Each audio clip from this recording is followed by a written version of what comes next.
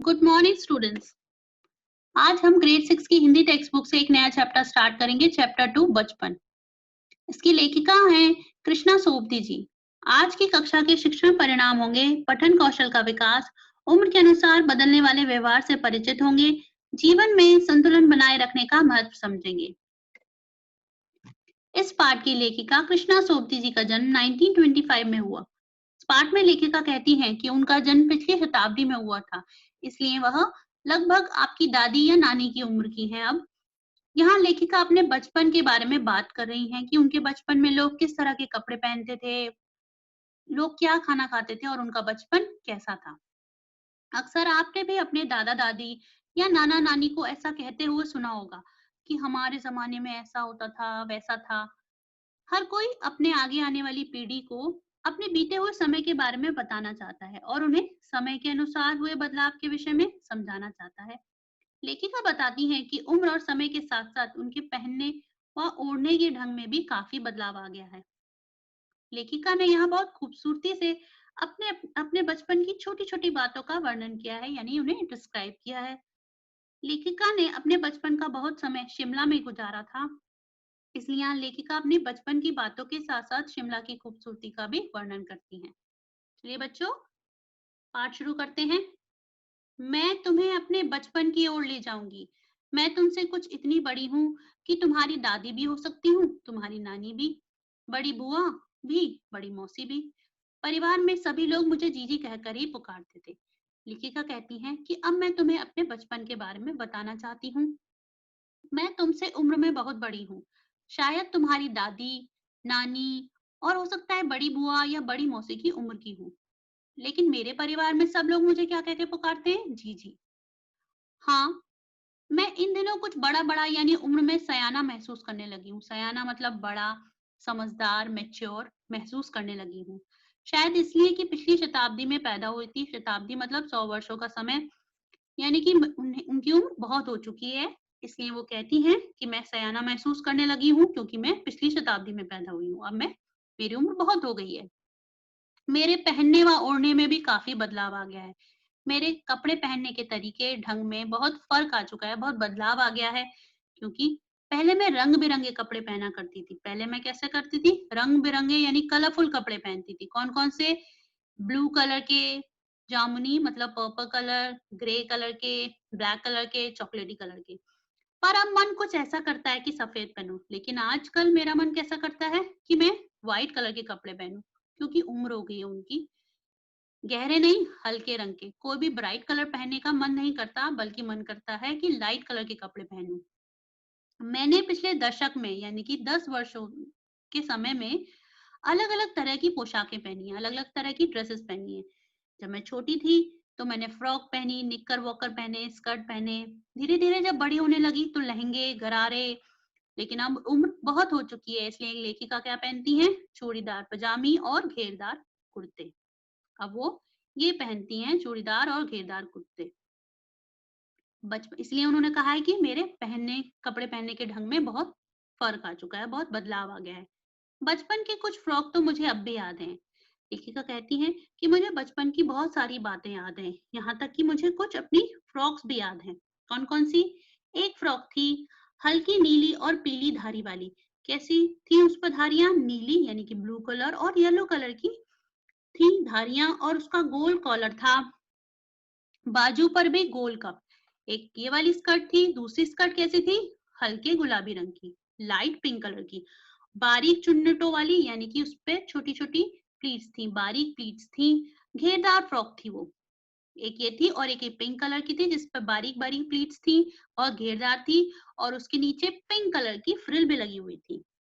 उन दिनों फ्रॉक के ऊपर की जेब में रुमाल और बालों में इतराते रंग-बिरंगे रिबन का चलन था।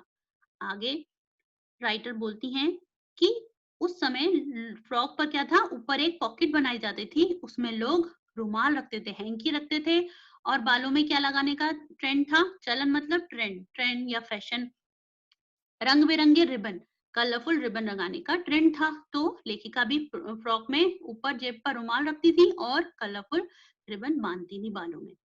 आगे लेमन कलर का बड़े प्लेटों वाला गर्म फ्रॉक जिसके नीचे फर टंगी थी। एक और फ्रॉक उन्हें याद आया कि एक मेरे पास गर्म फ्रॉक थी जो कि विंटर्स में पहनी जाती है, लेमन कलर की थी और उसकी प्लीट्स कैसी थी? बड़ी-बड़ी प्लीट्स थी और उसके नीचे फर टंगी थी। इसके अलावा उन्हें 2 ट्यूनिक भी याद हैं। एक कैसी ट्यूनिक थी? चॉकलेट कलर की और एक ग्रे ग्रे कलर की। चॉकलेट कलर की जो ट्यूनिक थी उसके अंदर की कोटी प्याजी, कोटी मतलब उसके अंदर जो इनर था वो अनियन कलर का था और जो दूसरी ग्रे कलर की ट्यूनिक थी उसके साथ क्या था? व्हाइट कलर का इनर। ये ड्रेसेस उन्हें अपने याद है कि बचपन में वो इस तरह के कपड़े पहनती थी। आगे मुझे अपने मोजे और स्टॉकिंग भी याद हैं। बचपन में हमें अपने मोजे खुद धोने पड़ते थे। वह नौकर या नौकरानी को नहीं दिए जाते थे। इसकी सख्त मनाही थी। अब लेखिका अपने घर के बारे में बताती हैं कि उनके घर में ये रूल था कि जो भी मोजे हैं, सॉक्स हैं या स्टॉकिंग्स हैं, वो हम नौकर को, सर्वेंट्स को नहीं देंगे धोने के लिए, बल्कि हम खुद धोएंगे। शायद ये रूल इसलिए होगा कि बच्चे अपना काम करना सीखें। तो हम अपने सॉक्स और स्टॉकिंग्स खुद देते थे। हम बच्चे इतवार की सुबह इसी में लग जाते। अब हम क्या करते? संडे मॉर्निंग में हम यही काम करते थे। क्या? अपने सॉक्स धोना, अपने स्टॉकिंग्स धोना, अपने शू पॉलिश करना। धो लेने के बाद अपने-अपने जूते पॉलिश करके चमकाते। हम क्या करते? अपने शू पॉलिश करते थे। जब जूते कपड़े या ब्रश से रगड़ते तो पॉलिश की चमक उभरने लगती। जब हम उस पर पॉलिश लगा देते, उसके बाद हम कपड़े या ब्रश से उसे रगड़ते थे शू को, जिससे कि शाइन आ जाती थी। सरबर मुझे आज भी बूट पॉलिश करना पसंद है। आगे लेखिका कहती हैं, वैसे मुझे आज भी शू पॉलिश करना बहुत पसंद है।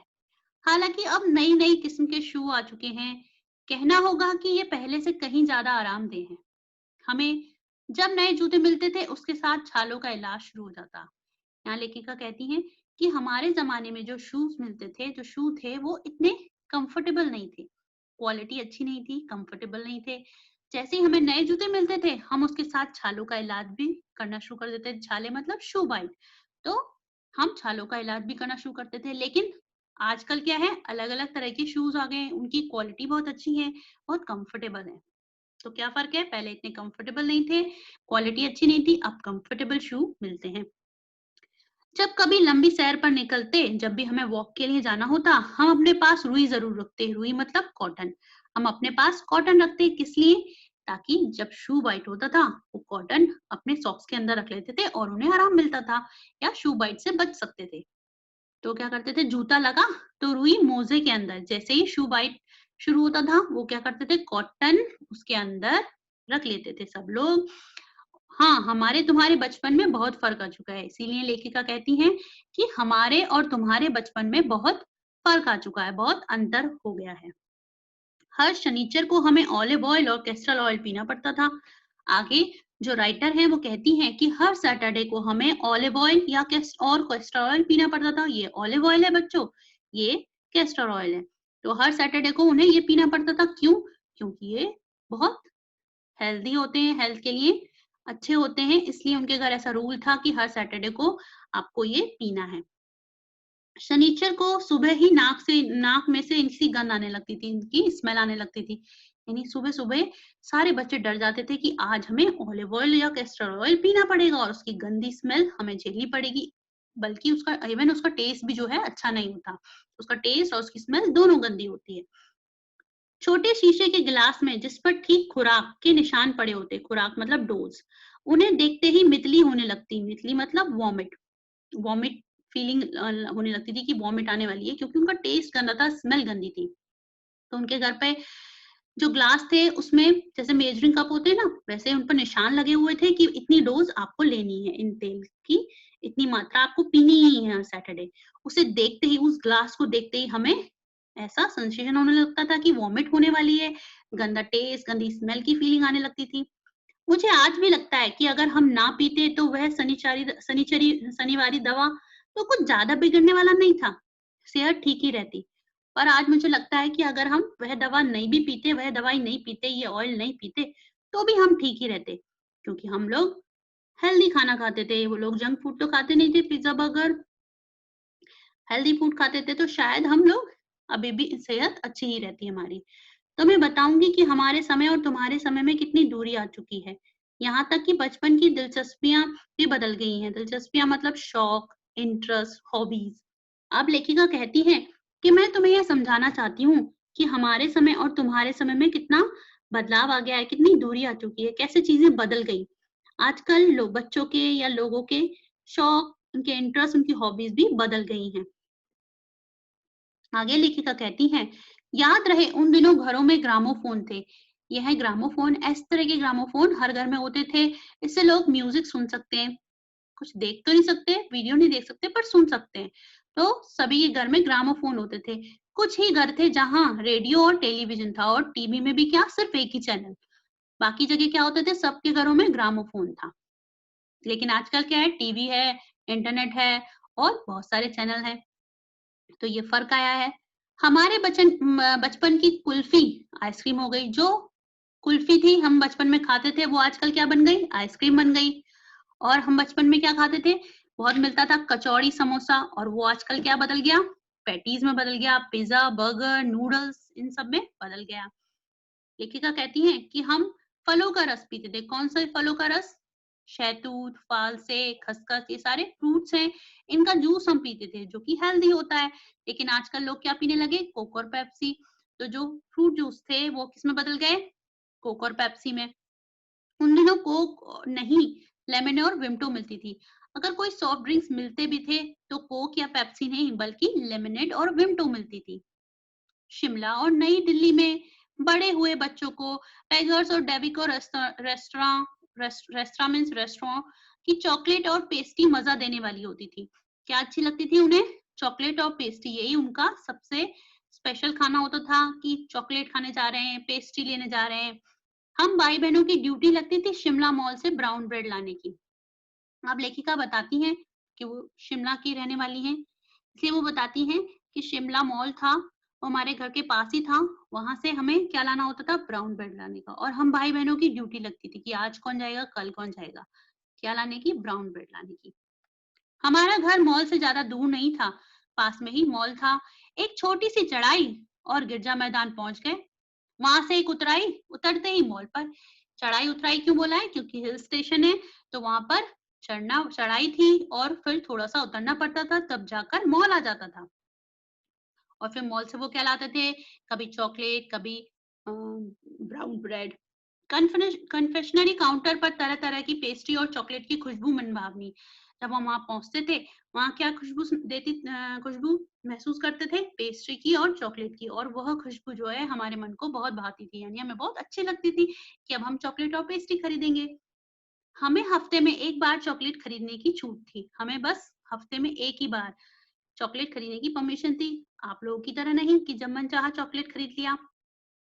ठीक है, फर्क बता रही है लेखिका। सबसे ज्यादा मेरे पास चॉकलेट टॉफी का स्टॉक रहता है, लेकिन लेखिका कहती है कि मैं अपनी सारी चॉकलेट टॉफी एक साथ नहीं खाती थी। मेरे पास हमेशा चॉकलेट टॉफी का स्टॉक रहता था। मैं चॉकलेट लेकर खड़े खड़े कभी नहीं खाती थी। घर लौटकर साइड बोर्ड पर रख देती और रात के खाने के बाद बिस्तर पर लेटकर मजे ले लेकर खाती। अब लेखिका कहती हैं कि मैं अपनी सारी चॉकलेट एक साथ खत्म नहीं करती थी। मैं घर आकर उसे साइड बोर्ड पर रखती और रात के खाने के बाद बिस्तर में लेटकर अपनी चॉकलेट का मजा लेती। ठीक है बच्चों, सो ये था उनके जमाने का और हमारे जमाने का फर्क। अभी लेखिका और अंतर बताएंगी, लेकिन इसके आगे की कहानी हम नेक्स्ट क्लास में पढ़ेंगे। Thank you.